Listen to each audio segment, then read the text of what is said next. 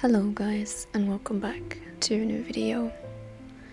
This video is not one of my weekly journal spread videos, but rather a special video for my 10-year anniversary of playing Final Fantasy XIV. And it's going to be a rather long video and a chatty video, so you might want to get yourself a nice hot cup of tea or a beverage of your choice, some snacks, and yeah, get cozy and comfortable, because as I journal, I want to talk about something that is very important to me and that has impacted my life for a few years now, and that is journaling when you are mentally and chronically ill. One of my biggest dreams as a kid was to have a really beautiful journal or diary and to have it filled completely to the last page and to never have missed an entry. And spoiler alert, never succeeded in doing that.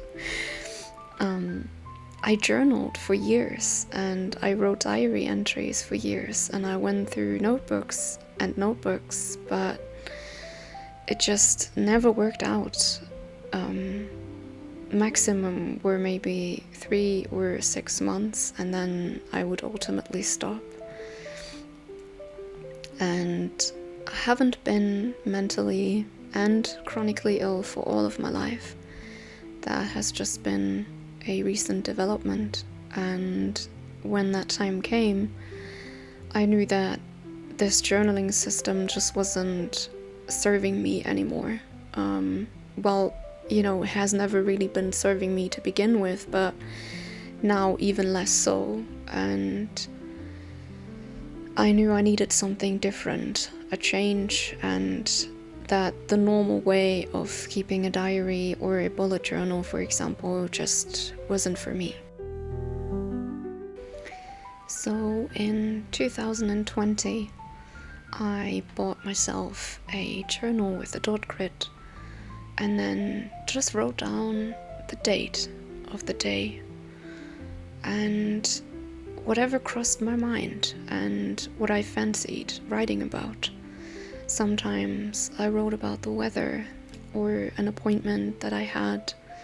Sometimes I noted down a song that I had listened to on a radio station, and maybe I also scribbled down the lyrics because I wanted to remember them later.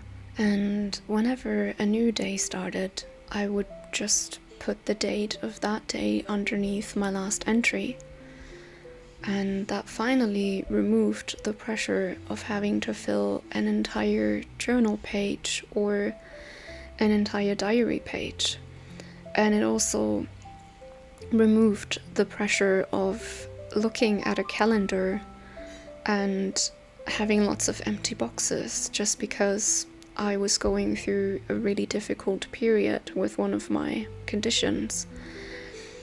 And I just, to be quite honest, it was so relieving not to see at a first glance that my life was no longer what it used to be. I used to be able to fill out all of the boxes in a bullet journal, but nowadays just definitely not. And I don't want to see that at a first glance. I don't want to feel like a failure for not being able to do that. So this system, and it's easy, I don't think I invented it by any means. There's probably been tons of people who did this before, but this is just my life journal system, and it has really worked and removed the pressure of journaling. And I'm now going to show you some examples of what that looks like. This is my very first life journal, and I used to call it my remembrance book back then, but I changed the name due to the sake of simplicity for YouTube. And yeah, it's definitely quite chunky. And this is the first page that I wanted to show you as an example. And I know that most of it is in German. Back then I used to journal mostly in German and only sometimes switch to English. But that doesn't matter so much, because what I just want you to see is the 8th of June 2020, and there's just one sentence, and that's it. And sometimes those were the days when I didn't have energy, or I didn't feel good, and I didn't have too much that I could share, and that was okay. Sometimes there was just one thing that happened on that day that I wanted to remember and note down. Or this spread, for example, where I have not written much down for each respective day, but I added some stickers and also some packaging from new kinds of tea that I bought at the supermarket and that I wanted to try out. And both of the spreads are definitely not the most elaborate and intricate spreads that you've ever seen, but they don't need to be. My journal has a right to exist without being a work of art, and so does yours. It's still worth journaling and remembering this time, and I firmly believe that you're going to be thankful when you flip through the pages and you remember the kinds of things that you did, the songs you listened to, the thoughts you had, the books you read, the movies you watched, you know? It doesn't have to be a work of art.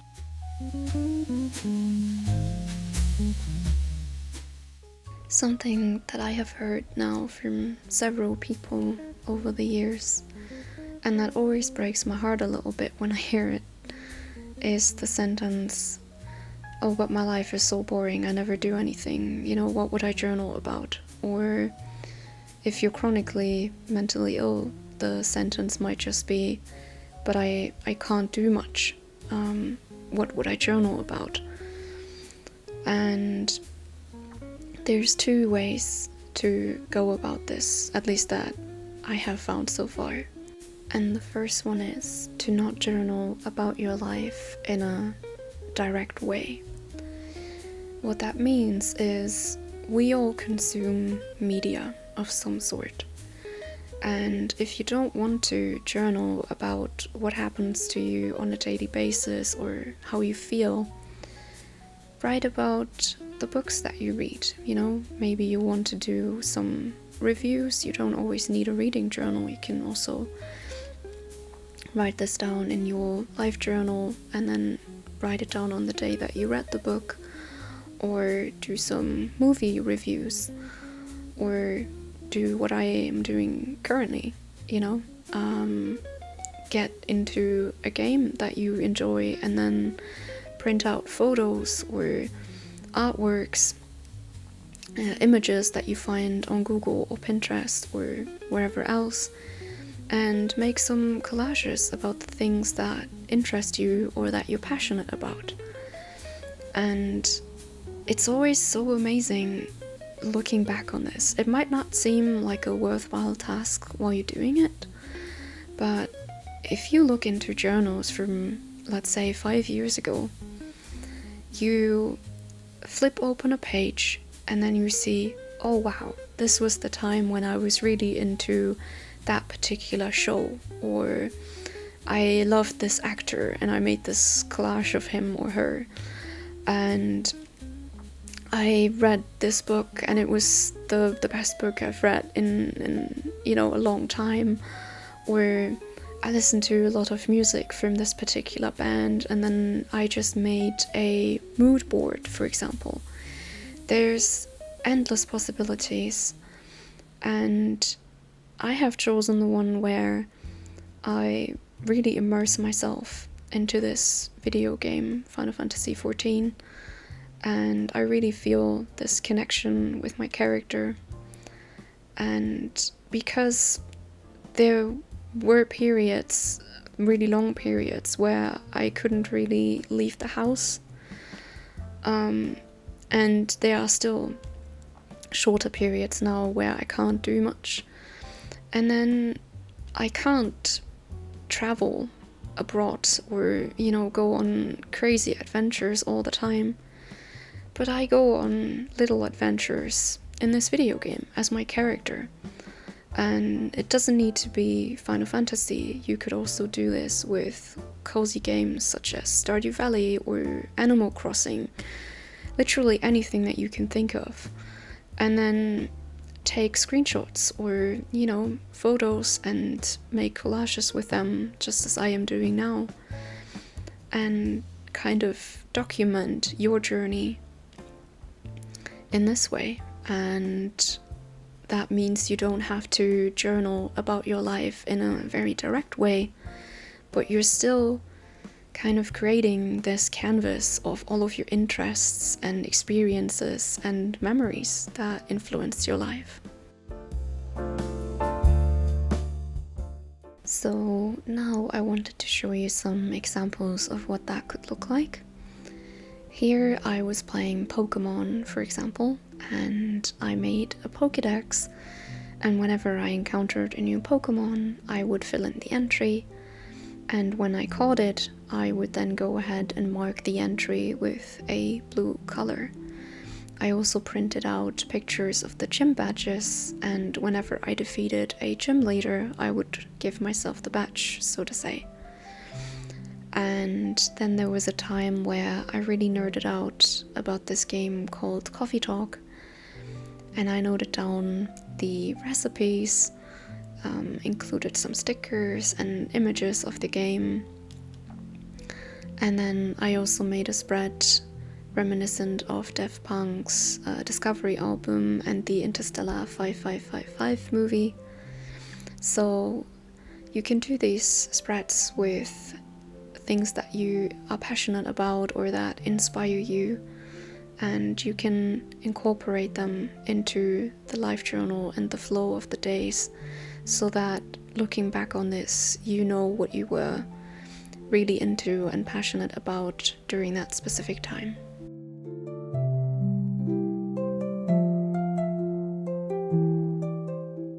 The second way you can go about this, and you obviously can combine the methods as well, is to make everything in your life a tiny adventure. You've already seen me do this with the Pokemon spread, where I really immersed myself in my journey as a Pokemon trainer and becoming the very best, so to say. And also with Final Fantasy XIV. There were really long periods where I wasn't feeling well, and I still don't have the ability to travel or to go on crazy adventures, and I traveled with my character, and my character is healthy and strong and invincible. Well, not invincible, but like he can't really die. And I've seen all of those fantastic places, and obviously some of them were like fictional and I wouldn't even have the chance to go there, but you get what I mean. And what I also did back in the day when I still had trouble with my anxiety is I would connect this with my exposure therapy. So I had picked out a smaller supermarket that I felt somewhat comfortable going to, and then every time I went, I picked out a new kind of tea that I wanted to try. And then it was kind of like a trophy for doing the thing when I stuck in the packaging of the tea and then I was able to rate it. Or you could really turn this into a fun game where every time you visit the supermarket and you've been brave and you made it, you pick out a snack you've never tried before and then incorporate the packaging into a collage or something. Or you try an exotic fruit. There's so many fruits that I have never tried before, and it would be a really cool thing to maybe like attach photos and then write a little review. And that's just one way of making or turning everything in your life into this tiny adventure where things that most people view as ordinary suddenly become really, really special. Another thing that you could do if you have the ability to go on short walks, but it's maybe always the same place and it has become kind of dull and boring, would be to go on this little photo safari. You could give yourself prompts such as rainbow colored or circle of life, and then make a spread or a collage surrounding your results. Or if you can't leave your home, then you could maybe take cute or funny photos with your plushies or action figurines or other stuff that you're collecting. And it's basically about making every tiny little thing into this big, grand venture. This is another example from my journal from last year, when Final Fantasy XIV got a new expansion and they were advertising it as this gigantic holiday that you were taking, basically. And I treated it as such. I was immersing myself into this game and I was going on a holiday, on a big adventure, and I journaled about all of my experiences and the things I did with my friends. And that is another way to really turn everything into an adventure, even if your own life might not be so adventurous or, always really fascinating, or you're doing a lot of things all the time. You don't need to have a full agenda in order to be able to journal.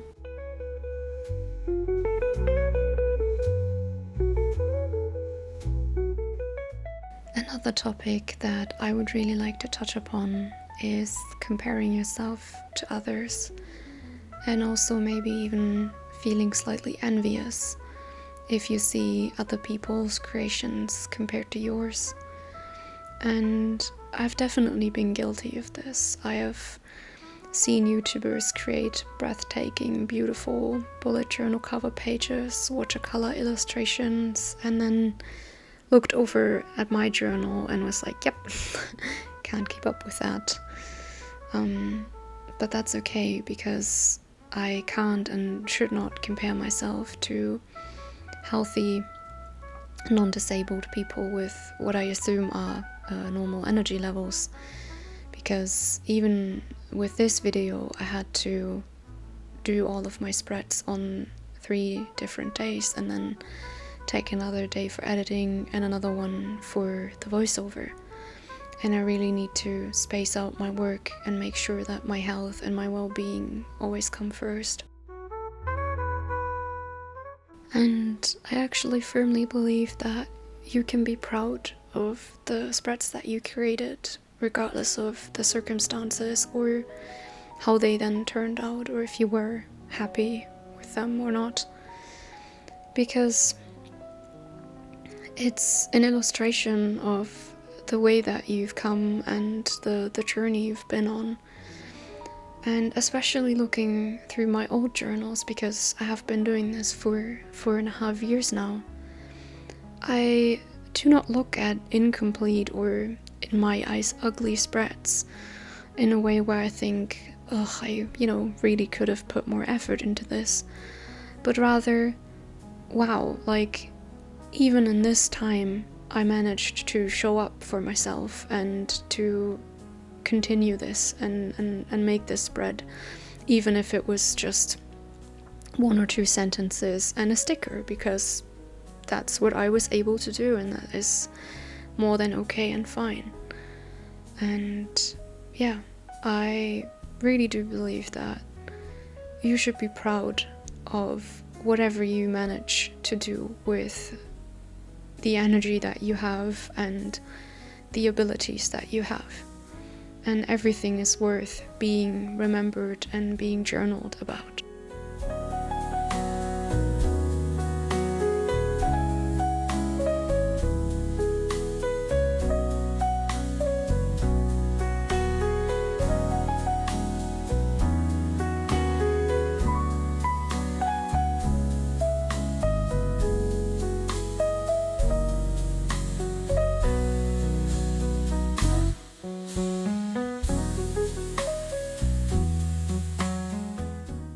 thank you for watching the video until the end and spending your time with me. I really hope that you enjoyed the spreads that I created and maybe you were able to gain some inspiration. And I really hope to see you in my next video. Goodbye.